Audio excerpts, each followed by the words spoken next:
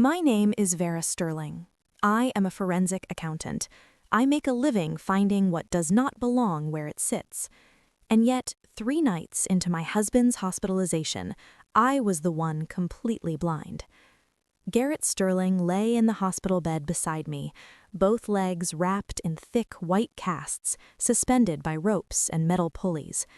The room smelled of antiseptic and old linen. It was close to 3 in the morning, the hour when hospitals feel less like places of healing and more like quiet holding rooms for fear. I had not slept properly in days. I sat curled in a folding chair, afraid even the smallest movement would wake him and trigger another wave of pain. Garrett moaned softly in his sleep. Sweat dotted his forehead. To anyone watching, he looked fragile, broken, dependent. I leaned forward and adjusted the blanket, whispering his name, reminding myself that this was marriage, that when one person fell, the other carried the weight. That was when the door opened. The head nurse, Margot Hance, pushed her cart inside. She was efficient, calm, the kind of woman who had seen too much to be dramatic. She barely spoke as she checked the IV line and glanced at the monitors. Then she turned to me and asked quietly if I could step out to grab Carrie from the nurse's station. As I passed her, something cold pressed into my palm. I froze for half a second. Margot did not look at me. She simply raised one finger to her lips, a clear warning to stay silent. I walked into the hallway, my heart pounding so loudly I was sure it could be heard. Under the dim light near the supply room, I unfolded the paper. It was a single sentence written fast and uneven. Check last night's security camera. He is not asleep. In that moment, everything I thought I knew about my life shifted. Before that night in the hospital, I believed my life was built on solid ground. I was 32 years old, disciplined, careful, and predictable in the best way. As a forensic accountant, I spent my days untangling financial lies for corporations and courts. I trusted facts. I trusted patterns. I trusted logic. And at home, I believed I trusted my marriage. Garrett and I had been together for 8 years. He was charming in a quiet way, the kind of man who knew how to speak gently and appear dependable. He worked in construction management, always talking about long hours and unstable contracts. But I never questioned him. I handled our finances, he handled the rest. That balance felt safe. Then came the accident. One phone call shattered everything. Garrett had crashed his car on the highway. The doctors said he was lucky to be alive. His legs were badly injured, and the word wheelchair floated through the room like a threat no one wanted to say out loud. From that moment on, I stopped being Vera the professional and became Vera the wife. I took time off work, I slept in a chair beside his bed, I measured my days by medication schedules and visiting hours. I told myself love was proven in endurance. During those first days, someone else stepped into our lives. Jenna Rossi, Garrett's younger cousin, had recently moved to the city. She was bright, talkative, and always ready to help. She ran errands, brought food, handled paperwork. When I was too tired to think, she filled the gaps without complaint. I remember thinking how lucky we were to have her. I thanked her often. I trusted her completely. Looking back now, that trust feels almost embarrassing, but at the time I saw nothing wrong. I saw a family pulling together during a crisis. I saw myself doing what a good wife was supposed to do. I had no idea while I was sacrificing sleep, work, and sanity, something else was quietly forming right beside me, and I was standing in the middle of it, completely unaware. After the 3rd night in the hospital, exhaustion began to blur my thoughts. I told myself that was the reason my mind felt unsettled, but deep down, something was quietly bothering me. Garrett complained of pain constantly, but only when I was near the bed. If a nurse entered, his groans softened. When Jenna was in the room, his breathing became shallow and dramatic. Yet during the rare moments when I stepped away to make a call or get coffee, the room seemed strangely calm. Whenever I tried to check his legs or adjust the casts, Garrett stopped me. He would grip my wrist and say it was too disturbing to look at, that he did not want me to see him like that. I accepted his words without argument. I thought it was dignity. Now I know it was control. His phone changed too. Before the accident, Garrett never locked it. Now it stayed hidden under his pillow, always face down. If a message arrived, he silenced it instantly. When I asked if it was work, he said he was embarrassed by how useless he had become. Jenna noticed everything, or at least she acted like she did. She would give me sympathetic looks, remind me to rest, tell me I was doing more than enough. Sometimes I caught them exchanging glances, brief and unreadable, but I dismissed it. You see, when you love someone, you work very hard not to see what hurts. Margot's note replayed in my mind over and over. He is not asleep. I tried to push it away. I told myself nurses were tired, that hospitals bred rumors, that my fear was creating patterns where none existed. But the problem with patterns is this: once you see the first one clearly, you cannot unsee the rest. And somewhere between the beeping machines and the quiet breathing of a man I thought I knew, doubt finally took root. I did not confront Garrett. I did not ask questions. I did not cry. Instead, I did what I had been trained to do my entire adult life. I looked for evidence. That morning, after making sure Jenna was in the room and Garrett was settled, I told them I needed to stop by the office. I walked past the elevators, down into the parking garage, and locked myself inside my car. Only then did I allow myself to breathe. I called an old friend from college who now worked in cybersecurity. I trusted him with confidential investigations before. When I explained the situation, he paused longer than usual before answering. Some things, once you see them, you cannot unsee, he warned. I told him I understood. Less than 2 hours later, he sent me a secure link. I plugged in my headphones and stared at the screen, my hands steady in a way that surprised me. The footage was black and white, taken from the ceiling of the hospital room. I watched myself on the screen, tired and small, adjusting the blanket around Garrett before leaving the room. The door closed. The room went still. For a brief moment, I hoped the nurse was wrong. Then Garrett's eyes opened. Not slowly, not groggy. They snapped open, alert and sharp.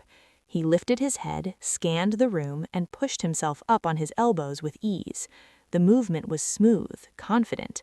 My breath caught in my throat. He swung his casted legs, slightly rotated them, then reached under his pillow for his phone. There was no hesitation, no pain, no struggle. A few minutes later, the door opened again. Jenna walked in carrying a large bag. She smiled as she closed the door behind her. "Is she gone?" she asked. Garrett laughed. They ate fried food. He drank beer. He joked about being tired of soup and pretending to be weak. Jenna sat close to him, touching his leg through the cast, reminding him to keep acting helpless. Then came the part that turned my blood cold. They talked about my house, the brownstone my parents left me, the one in my name. Garrett said once it was sold, his debts would be gone, gambling debts, loans from dangerous people. He said I was easy to convince because I always sacrificed myself first. He said he would divorce me after the money was secured. When the video ended, I removed my headphones and sat in silence. I did not scream, I did not collapse. I simply understood that the man in that hospital bed was not injured. He was performing, and I was the audience he thought would never walk away. I always believed betrayal would feel loud. I imagined screaming, shaking hands, a kind of pain that demanded release. But sitting alone in that parked car, what I felt was something far quieter and far worse: humiliation. Not because Garrett had lied, not even because of Jenna, but because I had been reduced to a role in Nair's story, the predictable wife, the reliable sacrifice, the woman who would always choose endurance over suspicion. I replayed the footage again in my mind. Garrett laughing, Jenna reminding him to act weaker, the casual way they spoke about my house, my parents' home, as if it were already gone. They did not fear me. They assumed I would bend. That realization burned more than any insult ever could. And then, something inside me shifted. The part of me that used to soften situations, that searched for explanations and excuses, went very still. In its place stood the woman who reviewed financial disasters for a living and never blinked. I wiped my face, not because I was crying, but because I was done being the person they expected. I deleted nothing. I saved everything. I changed my passwords. I secured my documents. I moved quietly, carefully, like someone walking through a dark room they finally understood. From that moment on, I stopped reacting as a wife. I started thinking like an investigator. If they believed I was easy to manipulate, I would let them keep believing it. If they needed me compliant, I would appear calm, agreeable, slow to decide. Because the truth was simple. They thought they were running a con. They had no idea the woman they were lying to made a living exposing them. The hardest part was going back into that hospital room and pretending nothing had changed. I walked in with the same tired expression, the same careful movements. I asked Garrett how he was feeling. I adjusted his pillow. I listened to his complaints without interrupting. And when Jenna looked at me with concern and said I should take better care of myself, I thanked her. Garrett noticed the shift immediately. When a person believes they are losing control, they tighten their grip. But when they believe they are winning, they relax. I told him I had spoken to a real estate agent. I said selling the house might be the only way to keep us afloat if his recovery dragged on. I spoke slowly, as if the words hurt me to say. The effect was instant. Garrett became softer, more affectionate. He held my hand longer. He spoke about gratitude and fear, about not wanting to be a burden. Jenna watched closely, her relief barely hidden. The pressure from his family followed quickly. Conversations about sacrifice, about doing what was necessary, about how money meant nothing compared to life. I nodded, I listened, I did not argue. Behind the scenes, I met with a lawyer. I gathered financial records. I traced debt patterns, gambling transfers, unofficial lenders. Everything Garrett had buried under silence surfaced cleanly on paper. Jenna grew careless. She stayed out late. She whispered too confidently. She stopped hiding her impatience when I delayed decisions. When people believe the ending is guaranteed, they stop watching their steps. Garrett began slipping too. Some days he forgot to moan. Some days he sat up too straight. Some days he looked healthier than he should have. I noticed everything. Still, I said nothing, because timing matters, and the longer they believed the house was already theirs, the more completely they revealed who they were. I was not waiting for revenge. I was waiting for the moment when the truth would collapse the story they had built, and I knew that moment was coming very soon. The night everything collapsed came quietly. Visiting hours were almost over. The hallway outside Garrett's room was calm, filled with the soft rhythm of distant footsteps and rolling carts. His mother sat beside the bed, whispering prayers. Jenna stood near the window, checking her phone too often. Garrett looked nervous. He kept asking when the house paperwork would be finished. He asked if the agent had called back. He asked the same questions twice, then 3 times. I answered gently every time, telling him everything was moving forward, that he just needed to be patient a little longer. Then the door opened. 3 men walked in without hesitation. They did not look like family. Their posture was stiff, their eyes sharp. The air in the room changed instantly. One of them looked straight at Garrett and spoke his name. Garrett's face drained of color. He began moaning loudly, grabbing the sheets, playing his role perfectly. His mother stood up in alarm, demanding to know who they were and why they were there. The man smiled coldly and said they were here about money. The room went silent. They explained the amount Garrett owed, the interest, the deadline. They said they were tired of waiting. They asked when they would be paid. Garrett turned to me, desperation spilling into his voice. He told them I was selling the house. He told them the money was coming. He told them to be patient. That was when I stepped forward. I told them calmly that there would be money, but not from my house. Every face turned toward me. I took out my phone and connected it to the screen on the wall. Without raising my voice, without shaking, I pressed play. The footage filled the room. Garrett sitting up, laughing, eating, drinking. Jenna beside him. Their voices filled the silence, explaining everything they thought would never be heard. His mother screamed. Jenna collapsed against the wall, her hands shaking. Garrett tried to speak, but no sound came out. The men watched without interrupting. When the video ended, the leader shook his head and laughed softly. He said he had never seen someone fake a tragedy so thoroughly. They left with a warning for Garrett. When the door closed behind them, the room felt hollow. Garrett reached for me, begging, explaining, pleading. I looked at him for a long moment and felt nothing at all. The performance was over, and everyone had finally seen the truth. When the room finally emptied, the silence felt heavier than the confrontation itself. Garrett was no longer pretending. His voice cracked as he begged me not to leave, not to abandon him now that everything was exposed. He promised explanations. He promised change. He promised anything he thought might slow my steps. I did not argue. I did not raise my voice. I simply told him that trust, once dismantled so carefully, could not be rebuilt with panic and words. I said I would not sell the house. I said I would not take responsibility for his debts. I said I would be filing for divorce. His mother cried openly, torn between anger and shame. Jenna could not meet my eyes. She kept repeating that she was young, that she had been influenced, that she never meant for it to go this far. I did not respond.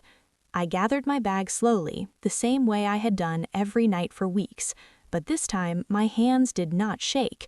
I did not look back at the bed, or the machines, or the man who once occupied my future. At the door, I paused for a moment. I told Garrett that this was not punishment, it was consequence, and consequences do not require cruelty to be effective. Then I walked out of the hospital. The night air outside was cold and sharp. The city lights reflected off wet pavement as cars passed without noticing me. For the first time since the accident, I felt something close to relief.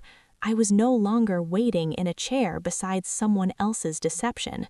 I was walking forward on my own terms, and I did not turn around. After I left the hospital, everything moved faster than I expected. The divorce papers were filed within days. With the evidence I had gathered, there was no room for negotiation. Garrett's debts were proven to be his alone. The house remained mine, clean, untouched, exactly as my parents had intended. Garrett's world, on the other hand, began to collapse. Investigations followed. His health deteriorated quickly once the performance ended. Without an audience to manipulate, there was nothing left to sustain the lie. Jenna disappeared from my life entirely. No calls, no messages, just silence. I did not look for her. For a while, I lived very quietly. I returned to work. I focused on numbers, schedules, and projects that did not ask anything from my heart. In the evenings, I cooked simple meals and sat in rooms that finally felt honest. There was loneliness, yes, but there was also peace. It was during this period that I met Asher Clark. He was introduced through work. Calm, observant, he listened more than he spoke. He never asked invasive questions. When he noticed my boundaries, he respected them without comment. We talked about ordinary things, careers, cities, small daily frustrations. There was no pressure to explain my past, no urgency to define anything. That difference mattered. For the first time, I realized how exhausting it had been to live in a constant state of emotional defense. With Asher, I did not feel the need to perform or prove anything. I was simply allowed to exist. And slowly, without drama or promises, I began to understand that rebuilding does not require grand gestures. Sometimes it starts with silence that feels safe. Asher did not arrive in my life like a rescue. There were no dramatic declarations, no insistence that he could fix what had been broken. He never spoke badly about my past, and he never asked me to move faster than I was ready to go. That alone felt unfamiliar. We spent time together in small, ordinary ways. Coffee after work, short walks in the evening, conversations that ended naturally instead of being pushed forward. When I hesitated, he noticed. When I needed space, he gave it without offense. One evening, while we sat across from each other at a quiet table, Asher said something that stayed with me. He told me he believed trust was not something you demand, it is something you earn, slowly through consistency. Those words settled somewhere deep in my chest. I realized that for years I had mistaken intensity for commitment and endurance for love. I had believed that suffering quietly was proof of loyalty. But with Asher, there was no suffering to justify, no role to play. I was not careful because I was afraid, I was careful because I valued myself. We did not rush into labels, we did not promise futures. What we built was slower and far steadier than anything I had known before. And in that slowness, I felt something I had not felt in a long time: safety. Not the fragile safety built on silence and sacrifice, but the kind that allows you to breathe without watching every word or step. For the first time, I understood that love does not ask you to disappear, it asks you to arrive as you are. Looking back now, I understand something I could not see back then. This story was never really about revenge, it was about clarity. For a long time, I believed love meant endurance. I believed loyalty meant silence. I believed that if I just gave a little more, waited a little longer, everything would eventually make sense. But the truth is this: when respect disappears, patience does not save a relationship, it only delays the damage. Garrett did not lose me because of one mistake, he lost me because he chose deception over honesty and convenience over character. And I did not walk away to punish him, I walked away because staying would have meant abandoning myself. If you are listening to this and you recognize pieces of your own life in mine, hear this clearly. You are not weak for trusting, you are not cruel for choosing yourself, and walking away from a toxic situation is not failure, it is responsibility. Sometimes the bravest thing you can do is stop explaining, stop sacrificing, and start protecting what matters most: your dignity, your peace, your future. If this story resonated with you, take a moment to like this video, share it with someone who might need to hear it, and tell us in the comments where you are watching from.